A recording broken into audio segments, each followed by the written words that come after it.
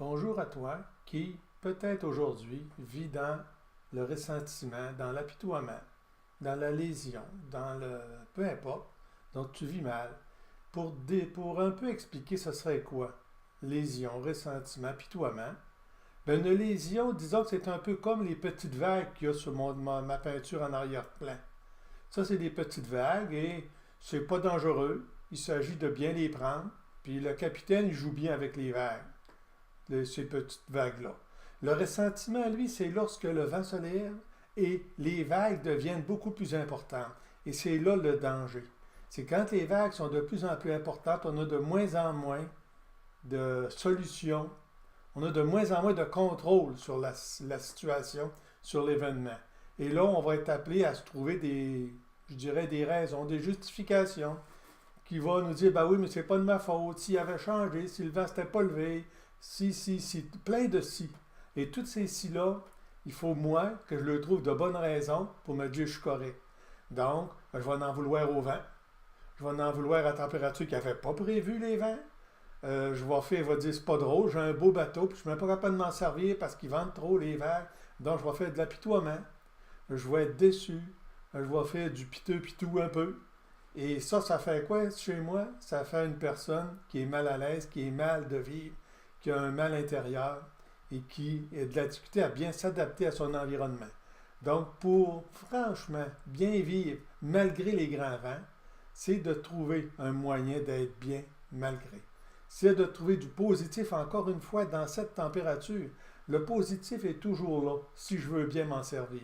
Puis ce qui est important, c'est toujours donner raison à la situation.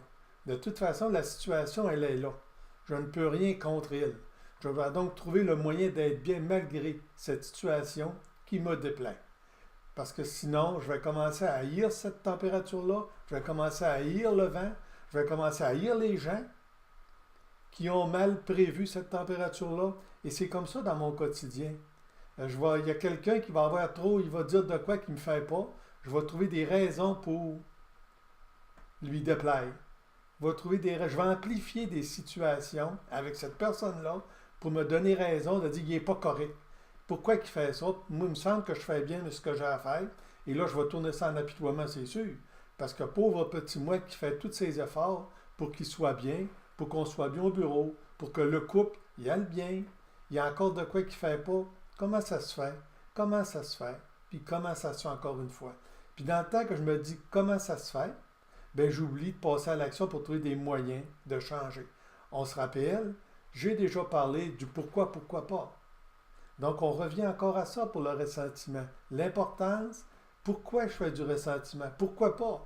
Ben pourquoi pas? Je devrais me donner le droit d'en faire une minute ou deux en silence, tout seul, pour éviter de blesser des gens et me permettre, moi, de me libérer complètement de mes frustrations, de ce que la situation me fait vivre. M'en libérer complètement, soit par écrit, soit en parole quand je suis seul, afin de m'éloigner de cette situation. Encore une fois, c'est une technique de dissociation. Se dissocier. Ça, c'est comme, je reviens à ma vague, je reviens à mon lac. Lorsqu'il y a de grosses vagues et je suis dessus, je suis en bateau, c'est épeurant, c'est dangereux. Par contre, lorsque je suis au port, bien à l'abri, que je regarde ces grandes vagues-là, ces grosses vagues-là, mon Dieu, que c'est beau. C'est beau de voir le lac se déchaîner, de voir ces vagues, de la hauteur des vagues. Je trouve ça beau de faire être en sécurité. C'est un peu la même chose que je devrais développer avec les gens. Quand il y a une tempête à quelque part, je devrais me retirer dans un coin discret pour apprécier ce moment de paix et pour laisser passer la tempête. Puis une fois que la tempête est passée, je reviens et je suis beaucoup mieux apte à gérer cette situation-là. Donc, c'est un peu ça qu'on doit faire parce que le quotidien nous amène régulièrement des moments, des occasions où on a à pratiquer la tolérance, la patience, la douceur, le calme. Et ce n'est pas toujours évident. C'est pour ça qu'il faut s'éloigner de la tempête. Donc, gardons ça en priorité. S'éloigner de la tempête, laisser la tempête se calmer intérieurement, et lorsque le calme est revenu, nous retournons Et là, on est capable de mieux s'adapter à cette situation. Je vous laisse là-dessus, puis on s'en reparle prochainement.